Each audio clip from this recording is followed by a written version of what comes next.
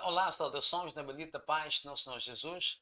Seja bem-vindo mais uma vez ao canal Espírito e Vida Oficial, que vai ao ar todos os sábados, quando são pontualmente 19 horas, aqui em Moçambique, comigo, Mateus Mutola. É aqui onde nós desvendamos mistérios na luz da Palavra de Deus. Antes de mais, quero convidá-lo para que possa pisar no sino, isto é, subscrever-se no canal se ainda não fez, e assinar ou sinalar ao pisar o sino para que possa ser notificado sempre que estivermos no ar, a fim de poder acompanhar nossas conversas, que, como já notou, são extremamente interessantes e, na verdade, muito reveladoras. Lembre-se, foi Jesus quem disse: a vós vos é dado a conhecer os mistérios do Reino de Deus. E este, na verdade, é o foco central deste canal Espírito e Vida Oficial, desvendar mistérios na luz da Palavra de Deus. Para hoje, vamos iniciar uma conversa extremamente interessante, muito importante e totalmente reveladora.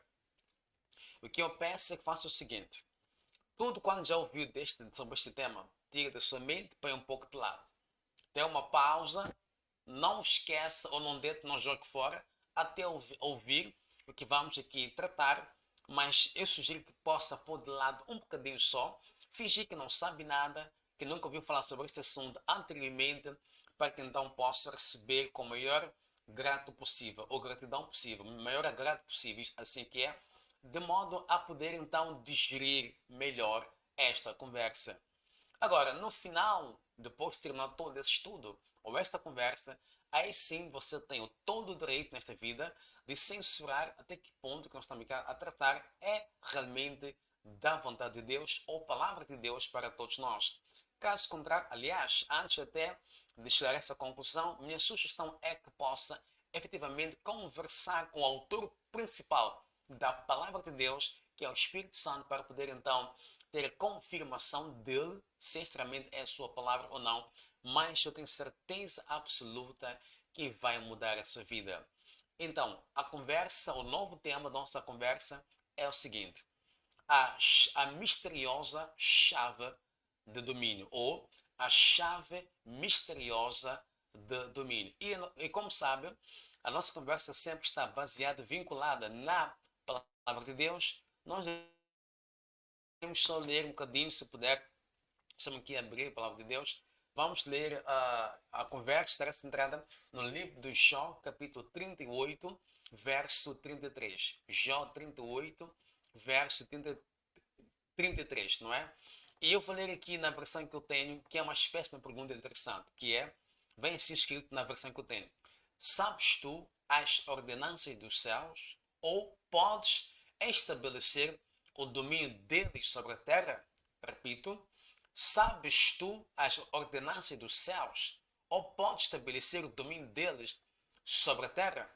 Não, nota que o livro de Jó acredita-se que, de uma forma ou pela teologia, aprendemos ou cremos que o livro de Jó foi o primeiro livro da Bíblia a ser escrito, e se for verdade, podemos então fazer algumas inferências acerca deste livro, ou do autor ou artista principal, se assim quiser chamar, deste livro, que é Jó. A primeira inferência é que Jó deve ter tido insights que nenhum outro escritor da Bíblia teve depois de si. Esta é a primeira referência a fazer, na luz ou na convicção de que, ou na crença de que, o livro de Jó foi o primeiro livro da Bíblia a ser escrito. Então, a primeira referência ou inferência é que Jó deve ter tido insights que nenhum outro autor da Bíblia teve depois de si. 2. Jó deve ser mais velho que Adão.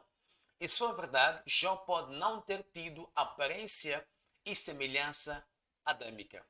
Lembre-se que a Bíblia diz assim, em Gênesis, capítulo 1, penso que é 26, diz assim: façamos o homem a nossa imagem.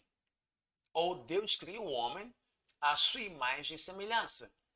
A semelhança de Deus os criou, macho e fêmea. A Bíblia diz: façamos o homem a nossa imagem. Não diz que façamos o homem pela primeira vez. Quando diz façamos o homem a nossa imagem e semelhança, dá a entender que já haviam outros seres criados aqui na Terra, que se calhar também chamavam-se de homens, mas a única diferença central agora é que não carregavam a imagem e semelhança de Deus. Então façamos o homem, só que este homem desta vez deve portar, ser portador da imagem e semelhança de Deus. Ok? Vamos devagar, eu sei. Vamos devagar. Agora, se realmente. Ok. Para não baralhar, vamos lá para a terceira inferência. Jó foi o único escritor da Bíblia que teve o privilégio de participar assiduamente nas assembleias ou conferências de prestação de contas no segundo céu, onde todos os filhos de Deus iam apresentar-se periodicamente a Deus para dar relatório e receber instruções para o próximo ciclo governativo. Atenção!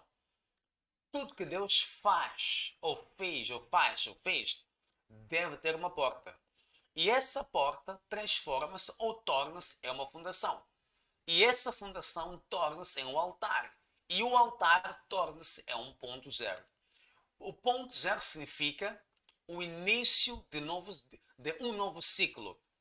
Se dedicado a Satanás, é o início de um novo ciclo de problemas.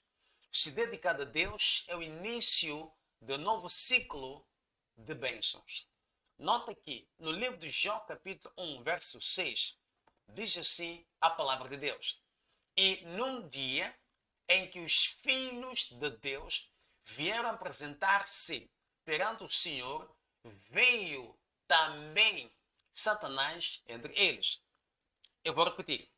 E num dia em que os filhos de Deus vieram apresentar-se perante o Senhor, veio também Satanás entre eles. Jó 1, verso 6.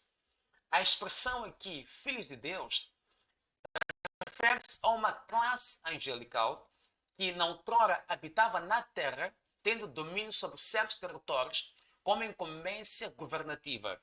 Estes deviam, em cada fim de um ciclo governativo, ir aos céus prestar contas a Deus sobre a sua governação aqui na terra.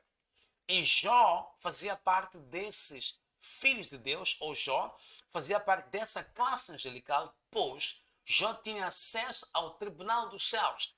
Ele tinha acesso a essa assembleia. Ele tinha acesso ao segundo céu, a esta reunião, por ser governador da terra de Uz. Portanto, Jó também subia ao segundo céu para prestar contas a Deus.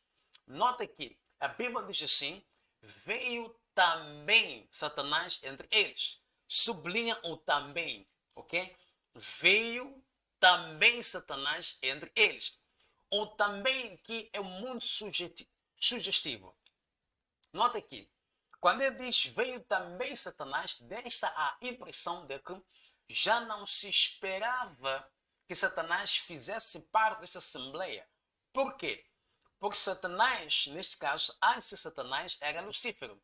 E quando ele ainda ostentava o nome, o cargo, o nome de Lucífero, anjo da luz, ele era governador de uma região, ou neste caso, era governador do Jardim de Éden. Então, como governador do Jardim de Éden, no fim de cada ciclo governativo, ele tinha que ascender ao segundo céu para essa assembleia e prestar contas a Deus sobre aquilo que foi a sua governação no ciclo findo. Então, quando ele cai, os demais anjos, membros também desta assembleia, ou tinham acesso à assembleia, nesses casos que eram chamados de filhos de Deus, já não esperavam que Satanás voltasse a vir a esta assembleia após a sua queda, ou por outras, não esperavam mais que Lucífero viesse a esta assembleia após a sua queda. Por isso aqui diz, veio também Satanás. Agora, nota que os céus têm várias dimensões. Temos o primeiro céu, o segundo céu, o terceiro céu, o quarto céu, o quinto céu, assim por diante. E o terceiro céu normalmente é onde a glória Shekinah, onde Deus habita. Agora, quando trata de segundo céu, há que perceber alguns pontos importantes aqui. Primeiro, é que o segundo céu é onde se encontra um dos tribunais dos céus. Ok? 2 é onde os guardiões se sentam para determinar o destino de cada nação, para determinar autoridades e lideranças e quem perde quais nações. Terceiro, é um lugar onde guardiões espirituais, neste caso anjos, determinam a quem devorar e a quem dar um território. Quarto, o segundo céu é onde guardiões têm que assinar contratos para governar e reger diferentes territórios e principados. Ok? Nota aqui, após a sua queda do terceiro céu, Satanás perde acesso total a este céu, tendo apenas acesso ao segundo céu, onde ia prestar contas. Lembra-se, ok? Então, o encontro em Jó 1,6 ocorreu exatamente no segundo céu. O segundo céu é vasto demais. Tem um lugar, obviamente, que ainda está na jurisdição de Deus, Pai, o Criador, mas também tem um lugar onde está a jurisdição satânica, onde se encontra uma das sedes universais de Lucífero. É o segundo céu. Então, o segundo céu é vasto demais, é amplo demais, ok? Então, note que o encontro de Jó 1,6 ocorreu exatamente no segundo céu. E por alguma razão, Jó não participou dessa reunião em alusão, daí Satanás aproveitou-se para negociar com Deus sobre um possível ataque contra Satanás. Mas, por ora, o que mais nos interessa por hoje e nesta conversa, ou neste tema, é o primeiro aspecto, o aspecto de insights. Nota aqui, Jó 38 e verso 33, onde nós lemos, diz o seguinte: sabes tu as ordenanças dos céus e podes estabelecer a seu domínio, ou domínio dele sobre a terra? Repito, sabes tu as ordenanças dos céus ou podes estabelecer o domínio deles sobre a terra? Nota que esta é uma pergunta retórica, pois a resposta já se encontra nela. Uma pergunta totalmente retórica, pois a resposta já se encontra praticamente nela. Por isso que a pergunta como diz, ela é retórica. Sabes tu? Quando ele pergunta sabes tu, dá a entender que nos remete à questão de que Deus deu ao homem o domínio sobre a terra. Sabes tu? Deus deu ao homem domínio sobre a terra. Nota que, lembre-se que o livro de Jó começa Jó abençoado e depois tem a situação, o diabo consegue ter acesso a Jó com a permissão do Senhor. Então vieram os 4 amigos de Jó, lembra-se, e começaram a fazer acusações a Jó, a tentar provar para Jó que o seu predicamento devia-se ao facto de Jó ter pecado contra Deus. Então, Jó tenta defender-se, fazer os amigos perceberem que não, a minha situação não vem por conta do pecado, mas sim por conta da vontade de Deus. Então, existe essa troca de palavras, argumentos e no back and forth entre Jó e os seus 4 amigos. E então, aqui, quando Deus já fala com Jó, não é? No capítulo 38, é que lança esta pergunta totalmente retórica: sabes tu as ordenanças dos céus? Ou podes estabelecer o domínio deles sobre a terra? Não é? Quando ele diz sabes tu, está a fazer perceber ao Jó que eu, Deus, dei o domínio da terra ao homem. Isto é, quem manda na terra, na verdade, é o homem, não sou Deus. O que acontece na terra é, de alguma forma, tem a permissão do próprio homem. E o homem pode fazer algo para impedir ou travar seus acontecimentos nocivos a si e também para o próprio planeta a quem Deus deu um domínio sobre a terra. Então, sabes tu, Jó, lembra-se que eu, Deus, dei o domínio da terra sobre o homem. Deus não vai dominar a terra em prol do homem, pois Deus fez a transferência da responsabilidade de dominar a terra ou na terra de Deus para o homem, do espírito para o físico, do invisível para o visível. Eu estava aqui, Jó, a Deus a tentar fazer, a lembrar Jó e fazer perceber: olha, Jó, eu dei a si o domínio sobre a terra. E quando falamos de receber domínio sobre a terra, significa ser estabelecido como um dirigente soberano, real, governador, responsável por reinar sobre um designado território com autoridade inerente para representar e incorporar como símbolo o território, os recursos e tudo que constitui a um certo reino. É o que Deus fez, não é? Levou a transferir todo o domínio, todo sobre a terra, dos céus para a terra, do invisível para o visível, do homem para Deus. Então Deus não vai domar mais na terra, porque Deus passou essa responsabilidade de domar na terra, dominar na terra ao próprio homem. E nota que, quando ele faz esta pergunta, sabes tu as ordenanças dos céus, dá a entender que para dominar na terra é preciso conhecer e saber fazer uso das ordenanças dos céus. Vou repetir. Esta pergunta retórica simplesmente significa que para dominar na terra é preciso conhecer e saber fazer uso das ordenanças dos céus. Em outras palavras, a chave misteriosa de domínio ou a misteriosa chave de domínio refere-se ao saber fazer uso das ordenanças dos céus. Em outras palavras, a terra só é governada através das ordenanças dos céus.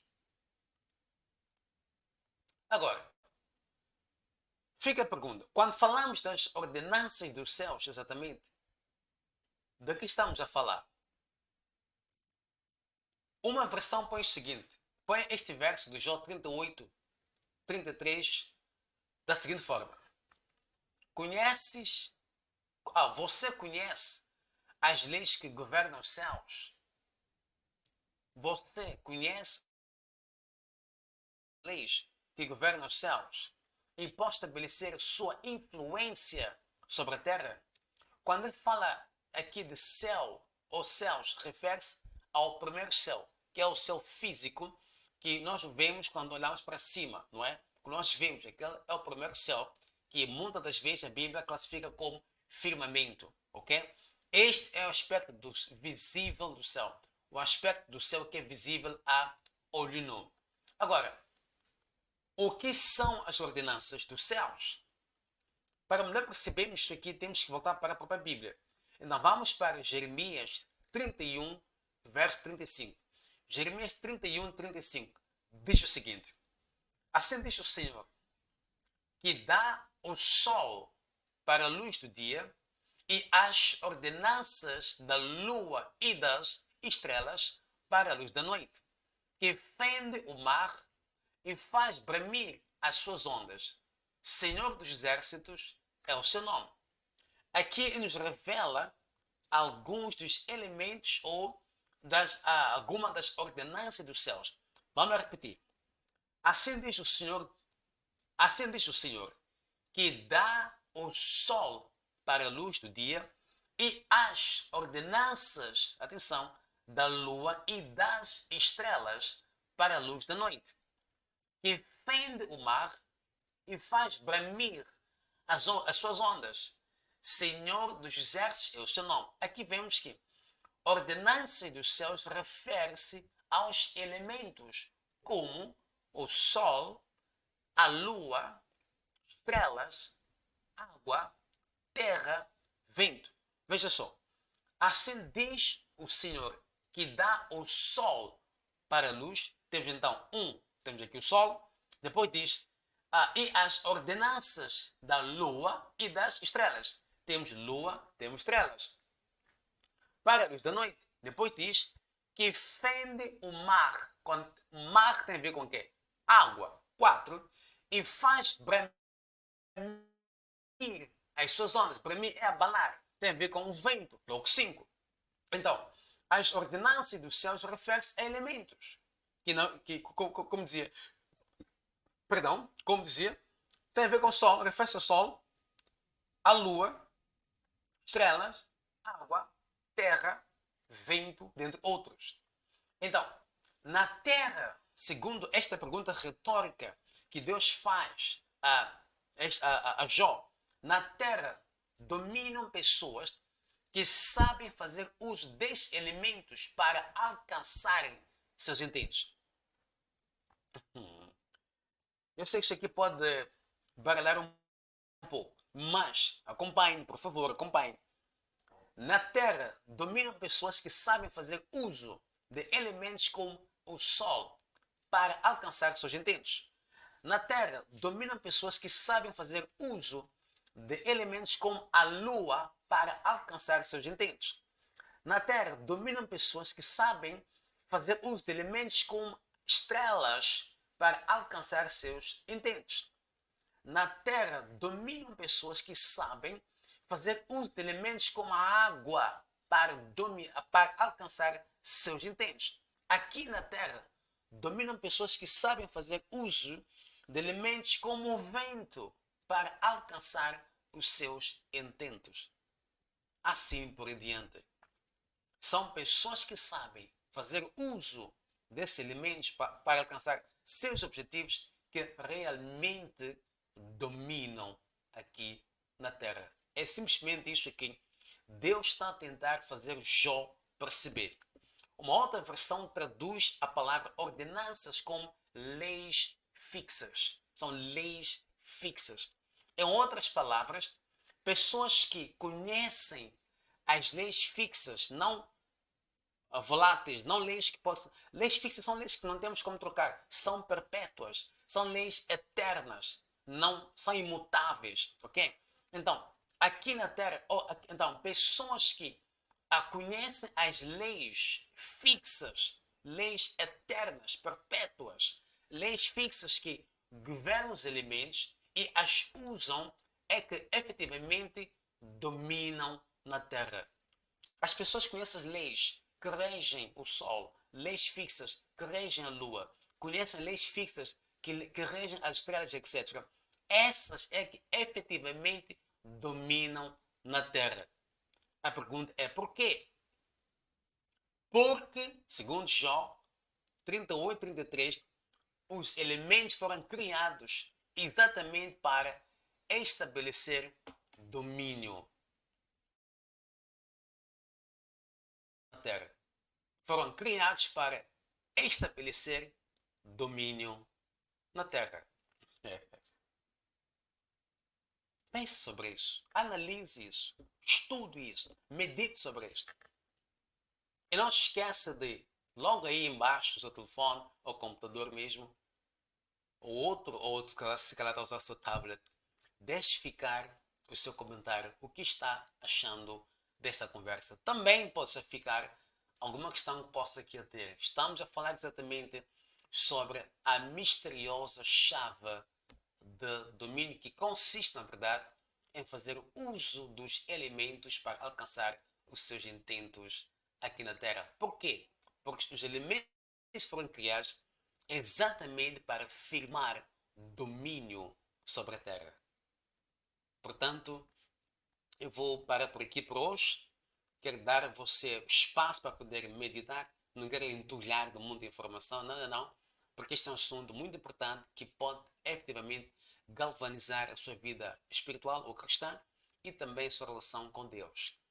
Também quero falar sobre a misteriosa chave de domínio, ou se quiser, a desconhecida chave de domínio. E consiste em saber fazer uso dos elementos para poder então alcançar seus intentos. Para a semana vou mostrar mais para você quão real ou verídico é este facto. Mais uma vez, será na luz da palavra de Deus. Portanto, por hora, não esqueça de deixar ficar o seu gosto, o seu joinha, pisar no sino para que possa receber sinal quando estivermos no ar e também não esqueça de partilhar esta conversa, o link dessa conversa e também o link deste canal nas suas diversas páginas sociais para que demais internautas possam ter acesso a estes mistérios que são revelados aqui no canal Espírito e Vida Oficial, sábado sim, com ação prontamente 19 horas aqui em Moçambique, comigo, Mateus Mutola. Por hoje é tudo, um abraço bem forte, tenha uma semana super abençoada, repleto de sucesso, sobretudo, medite sobre esta conversa e deixe o Espírito de Deus falar consigo E volto próxima semana, quando for 19 horas, para irmos mais fundo ainda nessa conversa. Pela sua atenção, muito obrigado. Deus abençoe. Que tenha mais uma vez uma semana repleta de sucessos. Até o próximo sábado, querendo Deus. Em nome de Jesus. Tchau, tchau.